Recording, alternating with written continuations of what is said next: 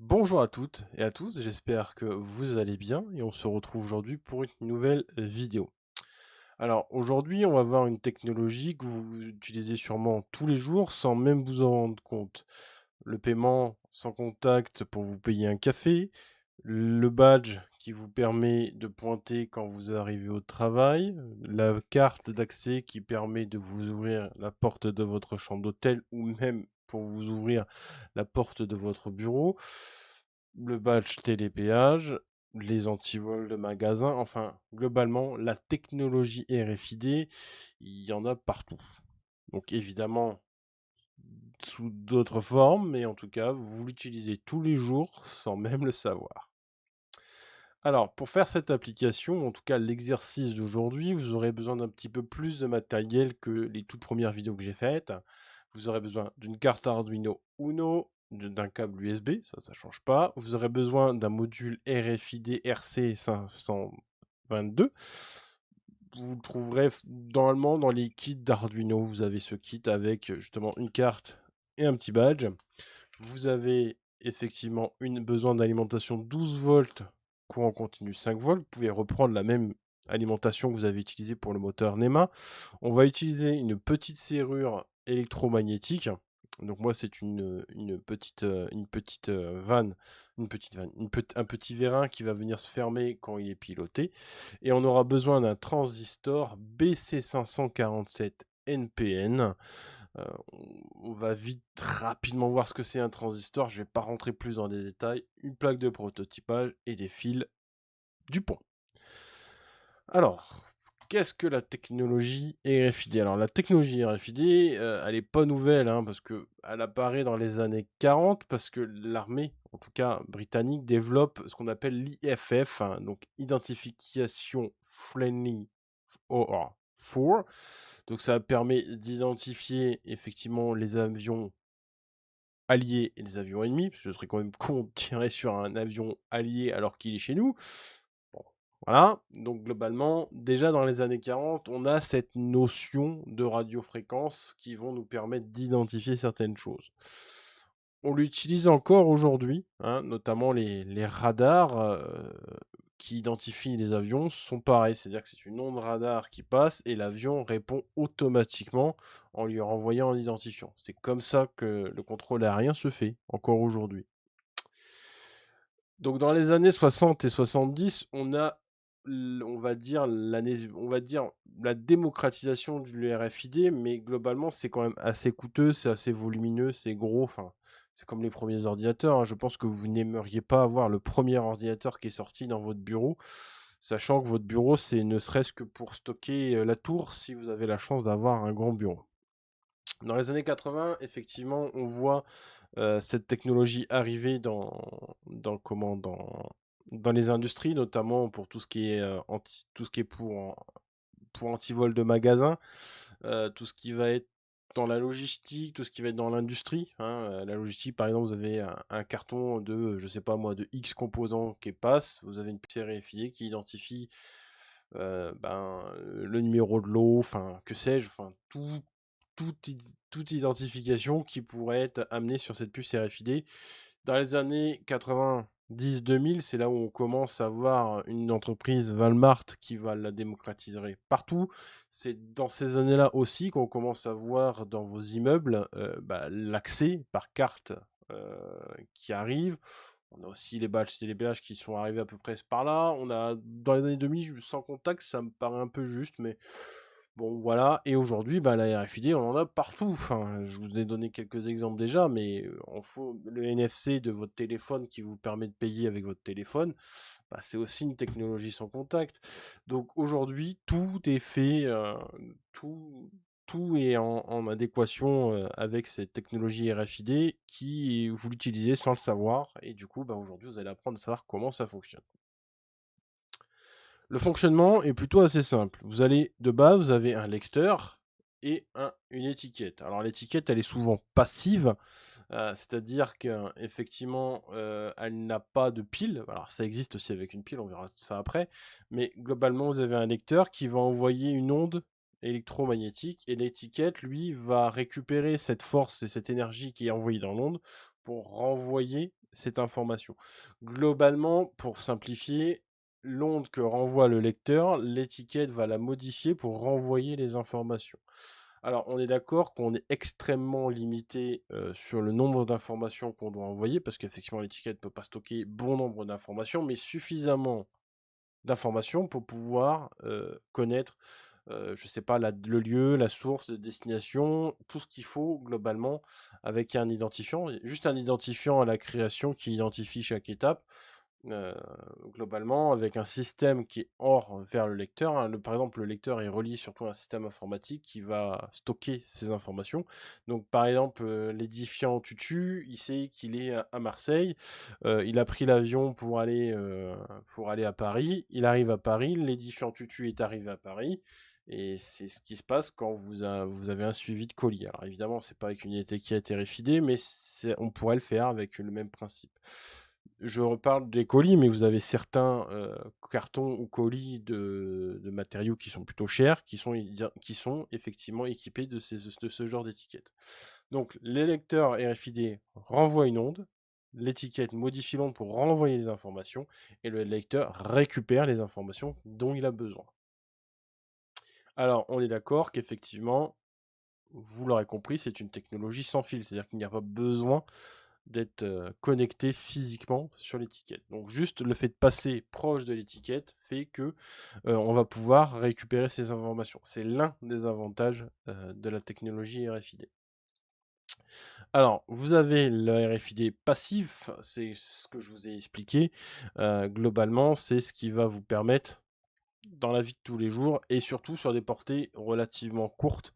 Heu, Globalement, on n'a pas besoin d'avoir des portées extrêmement longues, donc le RFID passif fonctionne très bien. Pour le RFID actif, c'est-à-dire que l'étiquette possède une petite batterie et elle est capable de générer sa propre onde et du coup, on va utiliser ce genre de technologie, notamment dans le suivi industriel parce qu'effectivement, bah, on en a besoin. La géolocalisation, par exemple, tout ce qui va être le géolocalisation des camions, qui ont un contenu sensible. La logistique, hein, quand vous avez bon nombre de colis et savoir où se trouve le colis, ben, c'est parfois plus intéressant. Le RFID, j'y pense aussi, bête et méchant, la puce de vos animaux. Techniquement, c'est une technologie RFID et vous savez que pour ceux qui ont des animaux, évidemment, vous avez un capteur dans ces puces d'identification pour la température. Donc on pourrait effectivement, avec cette technologie, on peut remonter l'identifiant du chien, on peut retrouver le nom du propriétaire et effectivement, on peut potentiellement avoir la température du chien, voir s'il a de la température ou non. Alors, il existe plusieurs fréquences. Alors, effectivement, je vous l'ai expliqué brièvement, mais globalement, par rapport à la distance, effectivement, on ne va pas utiliser les mêmes plages de fréquences. Alors, ce qu'il faut retenir, c'est qu'on a des basses fréquences, des hautes fréquences, des ultra hautes fréquences et des micro-ondes. Donc, globalement, c'est ce que je vous ai dit, hein, la basse fréquence, c'est pour tout ce qui est pour quelques centimètres. Donc, tout ce qui est antivol, puce pour animaux, badge relativement simple. La high fréquence va être plutôt utilisée pour tout ce qui va être de portée moyenne de 10 à 30 centimètres et compatible NFC. Alors NFC, ce sont vos téléphones, vous voyez, hein. Et la ultra haute fréquence va plus être utilisée notamment pour les péages et la logistique. La micro-ondes, c'est pour des plus grandes portées. Bon, je suis pas sûr que ça vous intéresse, je suis pas sûr que vous en installez chez vous, hein, on va pas se mentir. Donc on va plutôt rester sur la haute fréquence. On pourrait aussi faire sur la basse fréquence, mais même la ultra haute fréquence, enfin même chez nous, on va pas trop s'en servir, mais c'est juste pour un titre d'information. Alors, pour faire notre câblage, on aura besoin de plusieurs choses. Alors, vous avez votre badge, votre lecteur qui est ici, hein, c'est votre lecteur qui va être connecté. Alors, je vous ai mis le brochage ici, hein, donc il sera effectivement connecté en 3 volts 3. Hein, ce sera notre Arduino qui va l'alimenter. Il me semble que même j'ai oublié de mettre l'alimentation. Je suis bête et méchant. Donc effectivement, ici, il manque l'alimentation du 3 V 3 que je viens mettre ici. Et du coup, on vient brancher le reste ici. Donc le SDA qui va sur D10, le SCK qui va sur D13, le MOSI qui va sur D11, le MISO sur D12, le RST sur D9, le GND sur le GND, le 3,3 V sur le 3,3 V et l'IQR qui sera no connecté. Je vous rassure, on ne va pas utiliser tous les brochages, mais c'est simplement un câblage typique que vous pourrez utiliser. Vous avez l'alimentation 12 volts à courant continu qui va sur notre actionneur qui est aujourd'hui un petit vérin électromagnétique. Donc je viens mettre le plus sur le plus. Quand je ressors du moins de cet actionneur, je vais au collecteur d'un transistor. Alors quand vous prenez un transistor, vous avez un bout plat. Et donc du coup, quand vous allez de gauche à droite, le collecteur, c'est effectivement là où on arrive. Et quand on ressort par l'émetteur, et on va directement au moins de notre alimentation. Et effectivement, notre base, qui sera notre commande, lui, va aller sur la borne D2, qui sera une output. Et donc, en gros, ce que fait la transistor, c'est ce que fait un relais. C'est-à-dire que dès que la base va avoir une tension, il va faire passer la tension entre le collecteur et l'émetteur. Et donc, notre actionnaire sera actionné. Et que ça soit un moteur, que ça soit ce que vous voulez, en fait, le courant va passer et va venir fermer le contact. Vous avez aussi des transistors PNP. Si vous voulez, je ferai une vidéo plus spécifique sur ces transistors, mais l'objet de la vidéo n'est pas du tout le fonctionnement d'un transistor. Mais c'est juste pour vous montrer qu'on peut faire aussi ce genre d'étage de puissance avec justement ce transistor. C'est-à-dire que je ne peux pas alimenter en 12 volts directement avec mon Arduino, il n'a pas la puissance et de toute façon il n'a pas la tension, mais je viens juste dans le circuit ouvrir ou couper l'alimentation de cet actionnaire grâce à ce transistor. Et donc on va pouvoir passer à la programmation et on se retrouve tout de suite sur Visual Studio Code. Alors, nous voici sur Visual Studio Code. Alors, je vais vous expliquer le code final, mais globalement, je vais quand même vous apporter quelque chose d'assez important. Alors, ici, on vient lui inclure la librairie du module. Alors, pour la librairie, vous savez, je vous le répète pour ceux qui ne savent pas, on va aller dans librairie et vous cherchez MC, c'est MC, c'est RC, c'est 522. Est-ce qu'il va trouver? Non, c'était quoi le nom de la bibliothèque? Ouais, je me suis trompé. Ah ah! C'est hop, vous allez ici, vous allez dans librairie et vous cherchez ceci. Et vous la trouvez ici, vous l'avez ici et vous faites Add to Project et ça vous l'ajoutera au projet. Je viens définir ma sortie qui sera ma sortie qui va pouvoir alimenter mon transistor. Ici, je viens définir les pins du RFID qui sera la pin 10 et 9. Vous voyez, je n'utilise pas tous les pins. Je viens définir RFID dans la bibliothèque. Donc, je viens lui définir les deux pins dont j'ai besoin pour l'instant. Ici, plus tard, je lui définis un identifiant qui sera autorisé à actionner ce vérin. Donc, vous l'aurez compris, on va faire ni plus ni moins qu'une ouverture de porte en fonction d'un badge. Je viens mettre le ID à 0, c'est la valeur qu'on va venir, en tout cas l'identifiant qu'on va venir lire. Et donc, je viens mettre mon moniteur série à 9600 baux. Je viens mettre ma sortie qui va piloter mon transistor en sortie. Je la mets par défaut à l'eau. Je viens initialiser le SPI parce que c'est un protocole de communication qu'on va utiliser avec justement ce module RFID. Nous allons initialiser ni plus ni moins notre module RFID et effectivement, on va pouvoir dire à notre cher monsieur que nous pouvons approcher la puce RFID. Alors, ici, on vient définir que s'il y a une carte présente, s'il n'y a pas de carte présente, on n'exécute pas le code. Et si on n'a pas de carte à proximité, effectivement, on vient aussi pas exécuter le code. Et on aura besoin ici de venir dire qu'on va venir afficher l'UID. L'UID, on va venir faire une boucle for pour venir lire les identifiants.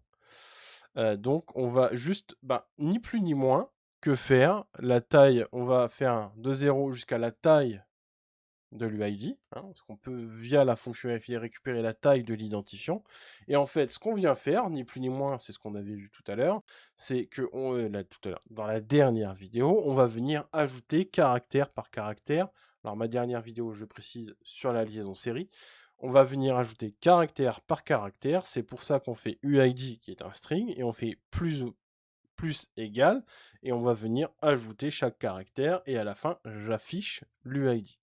Pour l'instant, on va en rester là sur le programme, mais globalement, si ça va vous permettre de pouvoir identifier chaque RFID.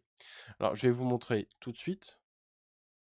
Voilà, donc là, approchez la carte RFID.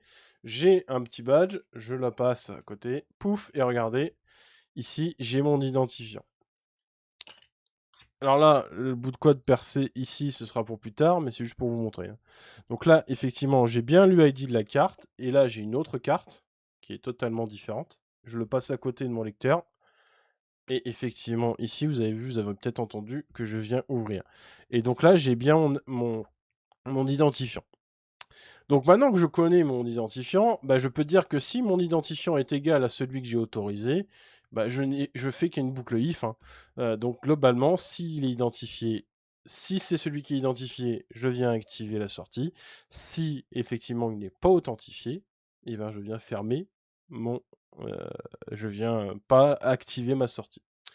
Et je viens effectivement à la fin mettre mon UID à 0. Je viens faire un serial println, donc je viens juste faire un entrée, et je dis que ma liaison série, ma liaison RFID est coupée, et donc on peut reprendre la lecture.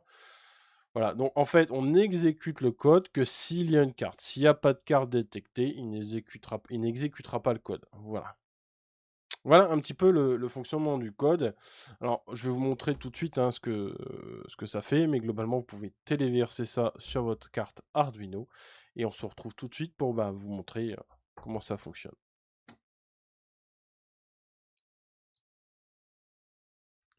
Alors, voici la plateforme.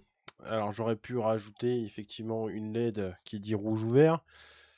Donc, ici, vous avez notre petit actionneur, le lecteur RFID. Mon alimentation 12 volts ici. Je viens alimenter ici par ces pins-là du 3,3 volts. On a mes fils ici en orange qui sont pour le RFID. On a mon petit transistor qui est ici. Et donc, du coup, on va pouvoir faire l'essai. Alors, je fais avec la mauvaise puce, qui sera celle-ci. Et du coup, ici, il ne se passera rien, vu que c'est pas la bonne RFID. Et là, on va voir si je rapproche l'autre carte.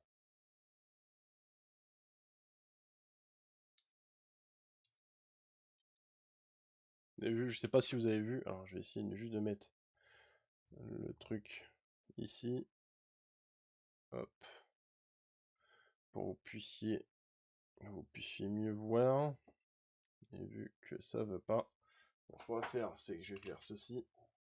Donc là, vous avez fait la mise au point. Non, je fais pas la mise au point. Là, vous avez la petite. Et là, je viens mettre le RFID. Alors, c'est la qualité pourrie. Donc, en gros, comme j'ai la bonne carte, ça ouvre et ça ferme. Voilà. Voilà un petit peu comment fonctionne le RFID. Donc, en gros, on a l'identifiant qui est sur la carte, qui est ici. Et du coup, on va pouvoir faire plein de choses. C'est libre à vous de faire une petite boîte qui ne s'ouvre que quand vous avez la carte. Par exemple, pour un coffre-fort, ou que sais-je. Donc voilà un petit peu cette technologie RFID. Alors, n'hésitez pas à mettre des commentaires sur qu'est-ce que je pourrais améliorer, hormis cette caméra qui qui est décevante, hein. Mais globalement, n'hésitez pas à me mettre ce que vous voulez, ce que vous aimeriez voir dans ces initiations à l'Arduino. Euh, il y aura peut-être un peu de retard, il y aura peut-être une semaine de battement sur les prochaines vidéos, parce que bah, il faut que je les prépare. Et en ce moment, j'ai pas forcément le temps. Du coup, ben, on se retrouve très bientôt pour la suite. Et du coup, on se retrouve du coup la semaine prochaine pour la suite de l'initiation à la communication sur Arduino. Et une prochaine vidéo, évidemment, sur la suite de cette initiation à l'Arduino. Voilà. Je vous souhaite à tous, ben, surtout un bon week-end, si vous êtes en week-end au moment où vous regardez la vidéo. Salut, salut!